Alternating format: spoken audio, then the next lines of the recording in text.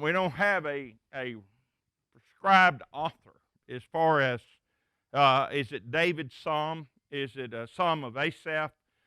Who might be then the author of this? Well, we just don't know. We don't know who it is.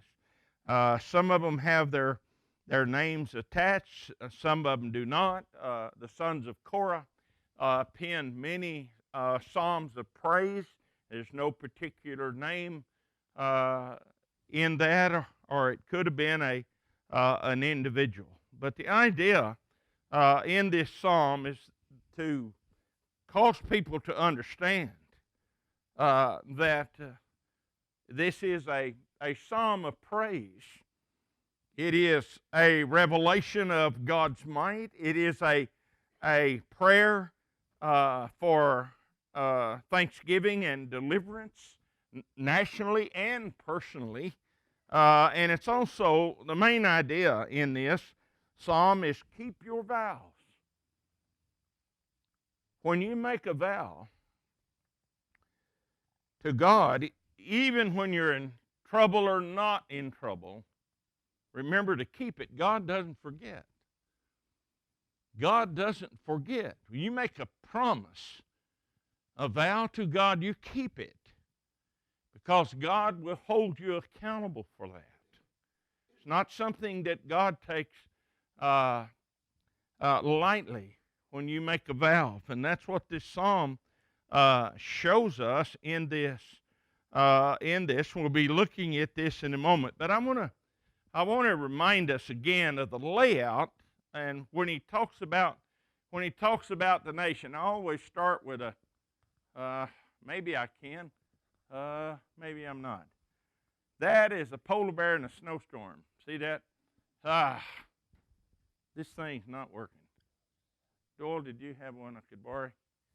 You think? Doyle mentioned he had one. This thing, it says low odor on it. It's also low fluid. All right, let's look at the psalm when he's gone. Make a joyful noise unto God, all the earth. Sing forth the glory of his name. Make his praises glorious. Say unto God, how terrible or awesome are thy works. Through the greatness of thy power shall thine enemies submit themselves unto thee. All the earth shall worship thee, and sing, and shall sing unto thee. They shall sing to thy name. And so here's there's something. Denise and I were talking about this yesterday on our trip, but there's something about singing. Yeah, is that a dry eraser? That's a Sharpie. Permanent, it says. Doyle, what are you doing to me? You know what that'll do. I'll do this later. All right, let's just stay with the psalm then. I'll do my artwork next time. Oh, I'll get some more Sharpies. Or that's not a Sharpie, that's soft. Okay. We were talking about singing, what it does. The whole purpose of worship and song. You know, we sing songs in worship, and there are, unfortunately, some people don't think too much of it. They don't open their mouth and sing. They think, well, I'll just sit here and the idea is, the Ephesian writer shows us in chapter 5, that it's with the melody is made in the heart chords. Something touches you from God. And that's the idea here in this singing. And so the worship and singing is worship. And so we sing.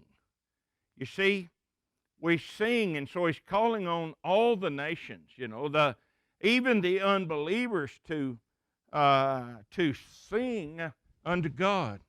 Oh, save my life. Thank you. All right, I'll get another package of these. All right, so I always start with a backward C. All right, and I'm going to call this like the Bible does. The Bible calls it the Great Sea. The Bible does not call that the Mediterranean Sea. Why? It's not the middle of the earth. Some of your maps say the Mediterranean Sea, the middle of the earth. It's not. It's called in the Bible the Great Sea. It's not called the Mediterranean because it's not in the middle of the earth. And the Bible understands that. Down here, you have the Nile where it breaks up into many streams, and this is Egypt over here, and it flows into the Great Sea. Up here, you would have the Hittite kingdom, which would be Turkey today, and you have Asia Minor up here, Greece and Italy, the foot's backwards there, and then you would have the southern border of the Promised Land is identified right south of Kadesh Barnea, and that is the Wadi del Arish. Out of the Zagros mountain ranges, these are the Zagros Mountains. And out of the Zagros mountain ranges, Arafat's up in here, all right, where the ark came to rest. What you have is two big rivers, and they are the Tigris and the Euphrates. This is the Tigris, the furthest north. And over here you have Persia, and here is Mesopotamia, which is a Persian word which means what? The land between the rivers, Mesopotamia. And that's the Mesopotamia. The Euphrates is also one of the borders of the land of Israel. On the west side of the Zagros Range is the drainage for what will become the Jordan River. And then you have the Dead Sea down here. So what in the time in which we were looking at this time period, you have Edom over here, you have Moab up here, and of course today that's part of Jordan. But see the country you had, and that's what Israel, their argument today, and up the Hittite kingdom, and then you had up here Phoenicia, and out here you had Tyre. Over here you had the island of Crete, and this is the island fortress of Tyre. And what you have, and of course you have the Nabatean nomads all down in this area, the tribes, in other words, all of the camel jockeys and all that, down in the desert and the border with Egypt right in here. Now, when he talks about all the nations, this is what I want you to see. You see and this is Assyrian, and then it'll be Babylon later. But this is the Assyrian Babylonian area over here across the rivers. It's Abraham that came from right about there on the Euphrates River, right about in here, and made the journey over, up through Damascus, down through the Promised Land, and where he came down into the city of peace. All right, and so what you have around here is these nations. You have the nation of Egypt, you have the Nabatean nomads. This will later become part of Saudi Arabia. You have Edom here, you have Moab, you have the great Babylonian Assyrian Empire here, you got the Hittites up here, the Phoenicians up here, and right down here in this corner, you've got the empire of the fish eaters, which the fish eaters are whom? The Philistines, okay? And that is a little nation of Philistia right down there. And so they worshiped the god of fish. Their god was a fish. Now, what you see in this when he talks about all the nations with Israel, remember, and right here today, right here would be, right in here would be the Golan Heights. which the world's screaming that that doesn't belong to Israel. And if they use the old maps, it does. And if they use the new map, it doesn't. The new map looks something like this. The new map looks something 60,000 square miles. But you see, the ancient kingdom, David's kingdom, and the one referenced in the Psalm, most of it in Lebanon, you had the cedars of Lebanon up here. And all this drains to the valley of the most fertile country in that part of the world, the Jordan Valley. Here you have the pride of the Jordan, all the loops as the river drops so drastically. So you have these nations around, and this is the nation of Israel in the days of David the king, the great, bigger, large port, equally on both sides of the Jordan River. You've got Lake Hula, the Sea of Galilee, and then the Dead Sea. So when we talk about the nations, that's what they're referencing. Okay, that's what they're referencing. They're representing in Syria up there in the corner. They're representing Syria, Moab, Edom, Egypt, and the Nabatean Arabs. And so that's who, in their minds, they are talking about the nations. Those that are immediately surrounding them, and it also helps you get an understanding of the geography around that place. See verse 4, all the earth shall worship thee and sing unto thee. Remember, Nebuchadnezzar had to learn, and he's right over there where I've got Bab written. He's right over there. He's part of this national thing. He's part of this. We have the king of no faith will make confederacies with two of these nations. The one Syria, he will make confederacies with those. And so when he talks about the nations round about him, that's what they're referencing. Come and see the works of God. How awesome is his doing toward the children of men. So you've got a concept here of just power. You're looking on your outline. I've given you a choice of outlines again. You're looking at God's might, if you will, against his enemies. He turned the sea into dry land. What is that a reference? What does that reference? Israel's what? The Red Sea. See, that's part of it down here. Crossing, I left two rivers out, didn't I? That's crossing of the Red Sea down in this area when they came out of Egypt. And Paul tells us they came right into Saudi Arabia, which is the home of the Nabatean Arabs at that time. So see, you get the geography from his statements. He turned the sea into dry land. That's a reference to the crossing. They went through the river on foot. There did we rejoice in him, and as a nation they did. Remember, they sang the song of Moses and the Lamb when they were delivered across from the Red Sea. He rules by his might forever. The reassuring thought, or the context of thought in the mind of the psalmist, that this is the way God continually works.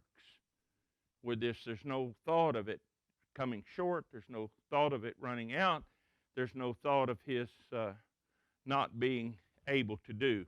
We're looking at Sunday morning in one of the studies, and he'll talk about, we already looked at the God of the gaps. And here the psalmist has no such concept of the God of the gaps. And so, and God is aware, his eyes observe the nations. Let not the rebellious exalt themselves. You see, because God is aware. Oh, bless our God, ye peoples. and make the voice of his praise to be heard.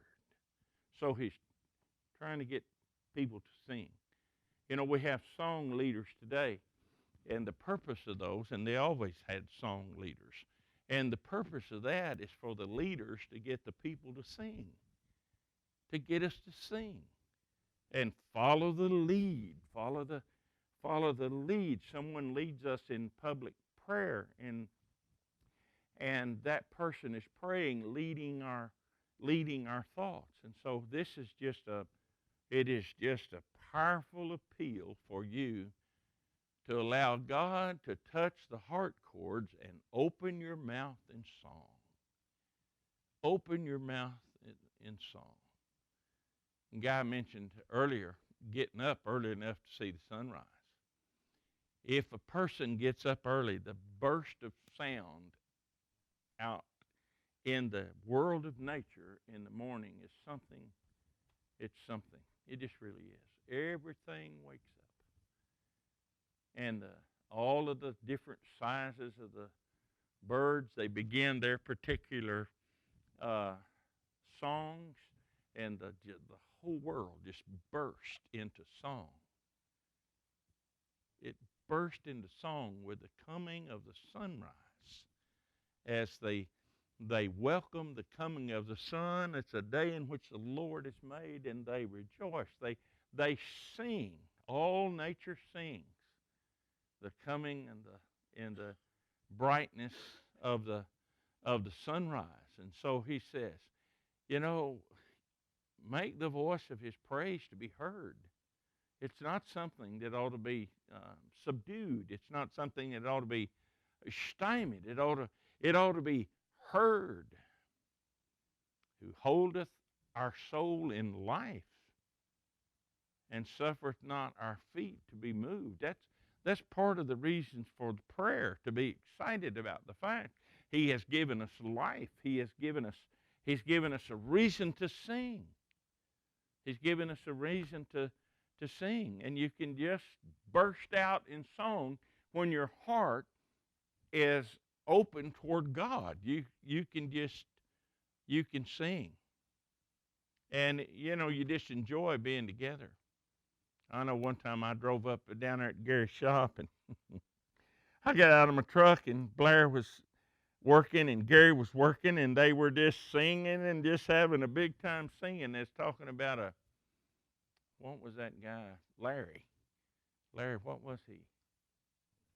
A cucumber. They were singing VeggieTales. They were singing about, you could tell by their songs what age their children were. Because they were just singing, and they had it all right. They didn't have notes. They didn't have a book. They were singing about Larry. And I thought, my goodness, you know, here's these two men out here, and they're singing 3 and 4 and 5-year-old level songs. And they're just having a big time doing it. Why? Because they felt good. They were enjoying their work together, and it was just bubbling right out of them. It was. Because they were in that age where they're enjoying raising those children, and those children were just the bright, sparkly spots in their life, and they were just singing. And both of them, like I said, they weren't missing a word or a beat. They had no notes and no music before them. They were just bursting out in song because their hearts were just filled with everything those children bring into your lives. You know, them little crumb snatchers, you know. They just fill you up. And that's exactly what this is about, you know. Sing about the God who holds your soul to life, and the one that holds us our place. Suffers not our feet to be moved. For thou, O God, hast proved us. He's tested us. For thou hast tried us as silver is tried. You know, there's metals in this earth, and some of them not fit for anything. So you don't put them in the furnace, and you don't turn up the fire, and you don't separate the dross from the metal, because the metal's worthless. The metal's worthless. But if you have gold or silver or some other type of metal that has great use or precious value, you refine that. You refine that. And so God tries us. Why? Because we're worth something. So we go through trials. Count it all joy, my brethren, when you fall into the many trials, James writes, in why? Because it is testing us, and we are getting better and better, you know. For give us our strength. You know, one of the things that I used to wonder about playing high school football, our homecoming, which was so, you know, that's a bunch of hoopla, but at any rate, for the school is a big thing, not particularly that much for the football players.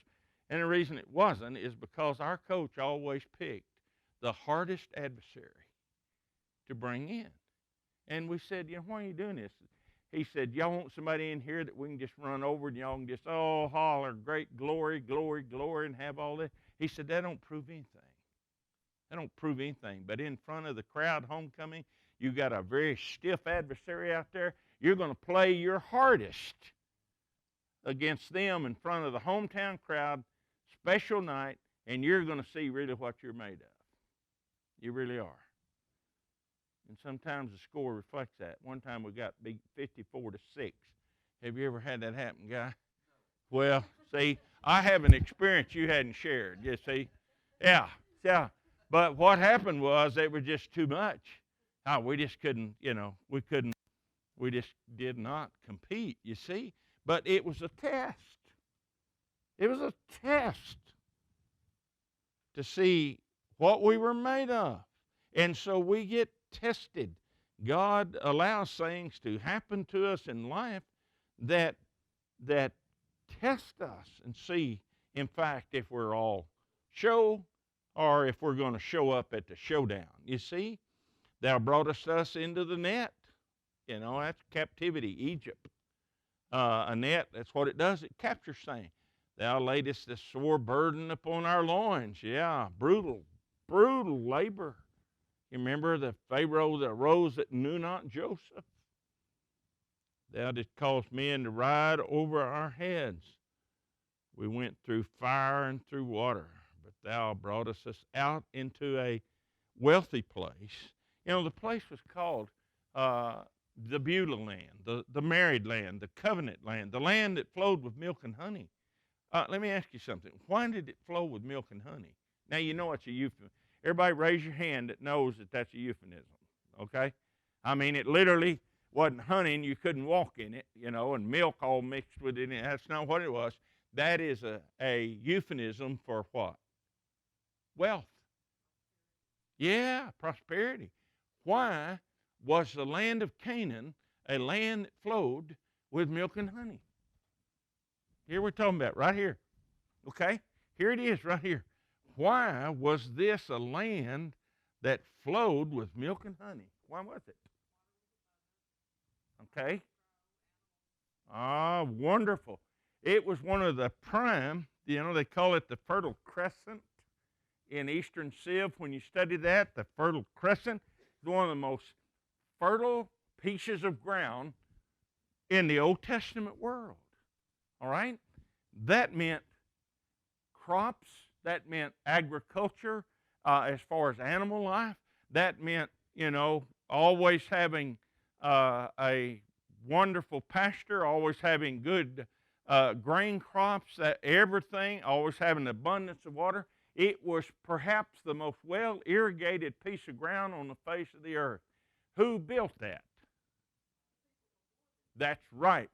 The people built that before them because they were strong and they were industrious and they were men that had a vision, and so they were, the point I'm making, they were strong, industrious people. That's right. It took the Lord to defeat them. Remember, the battle is the Lord's. Because Israel couldn't defeat them, a ragtag army with no experience and no organizational skills and no, It took God to bring down the walls of Jericho, the strongest fortified city in that whole part of the world. God did it. Why was it a land of milk and honey? Because strong men and women made it that way. So when Israel went in there, it was a test, a trial. They had to fight for every inch of that. They did. And in doing so, it made them a strong, resilient people. You know, it's like lifting weights. It takes iron to build muscle. It takes steel to sharpen steel. You ever watch in a butcher shop how that guy runs that knife on that steel sharpener thing? It takes steel to sharpen steel. These men and women that inherited that, the problem was their theology was wrong. They worshiped idols. They worshiped the sun. They worshiped fish. They worshiped all the wrong things. For the iniquity of the Canaanite is not yet full, the Bible says. And so God brought them down to destruction because of their theology, because of their worship of idols and every filthy thing that was associated. You ought to read. I'm not going to, in a mixed audience, I'm not going to talk about all the trash, but it was a terrible worship. But their farming expertise was without peer. They had developed strains of livestock and of sheep, different types of wool. They were august people. Remember what the spy said, there is grasshoppers in our sight. They were strong people, but they worshiped trash. And strong people are brought down by poor theology. That's what happened, see?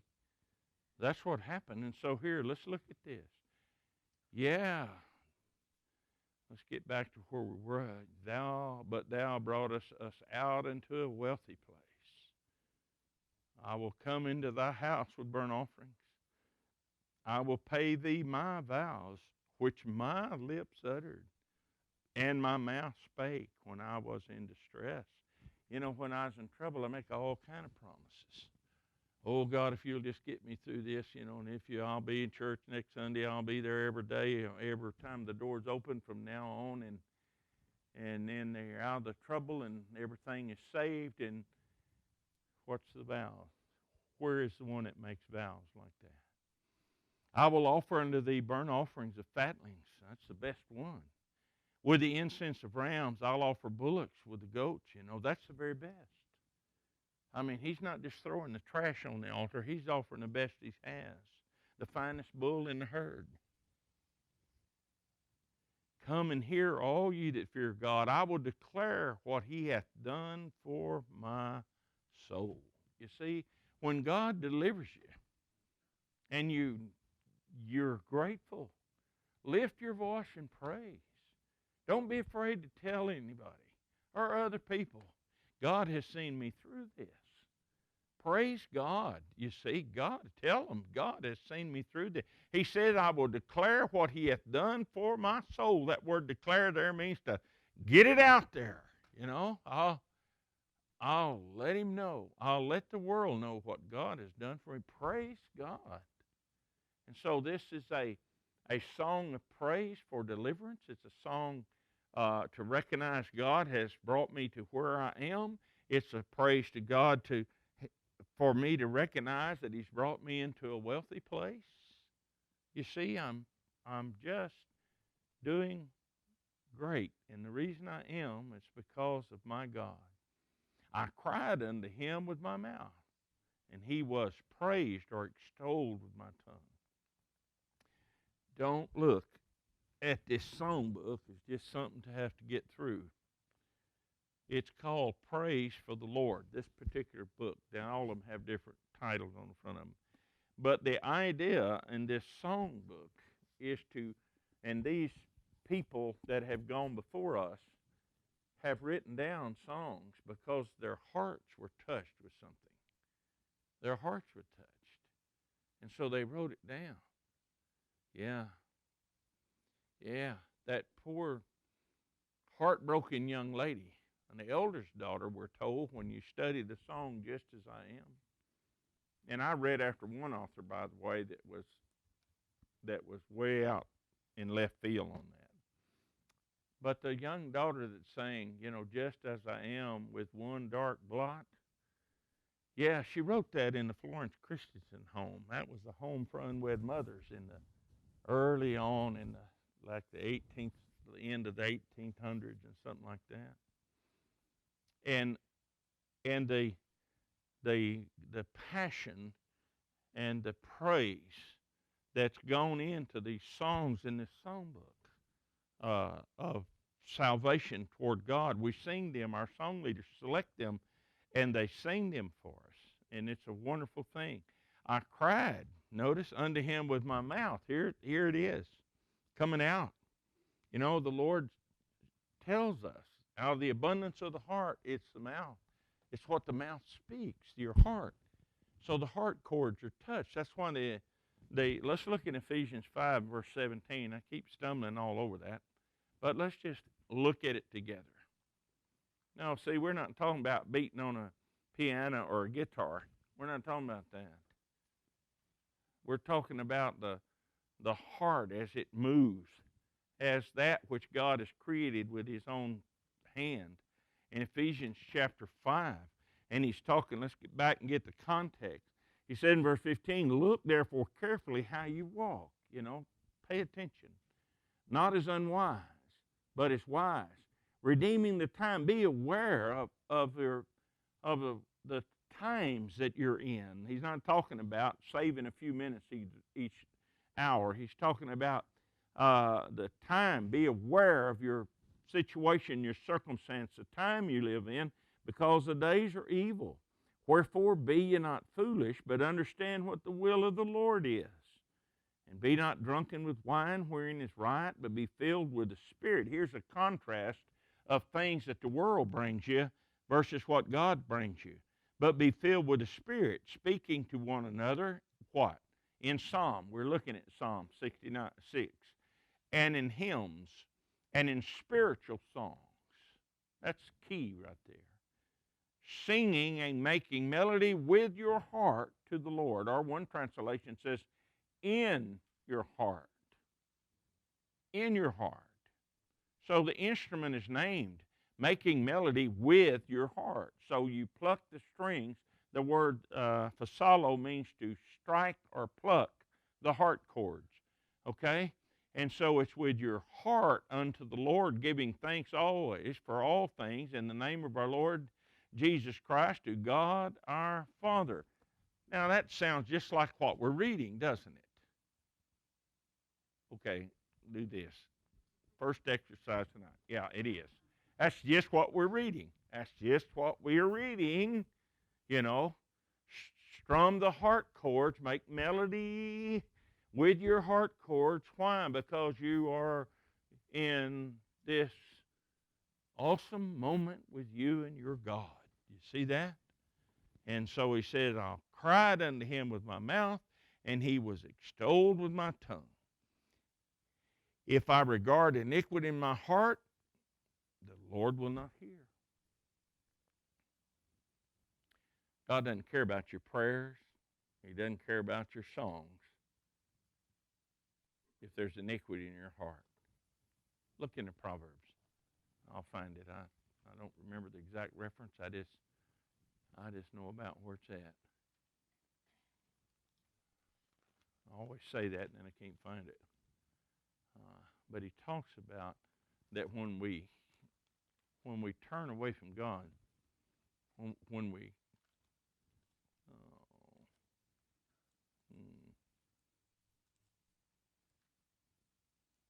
I went the wrong way.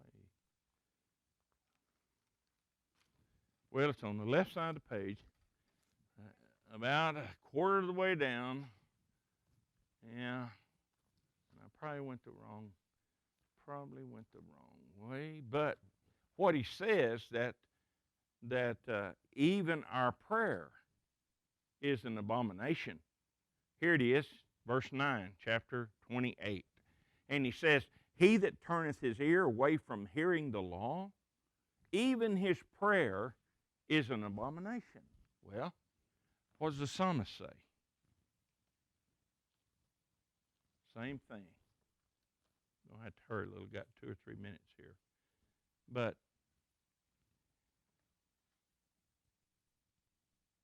if I regard or keep iniquity in my heart, the Lord will not hear.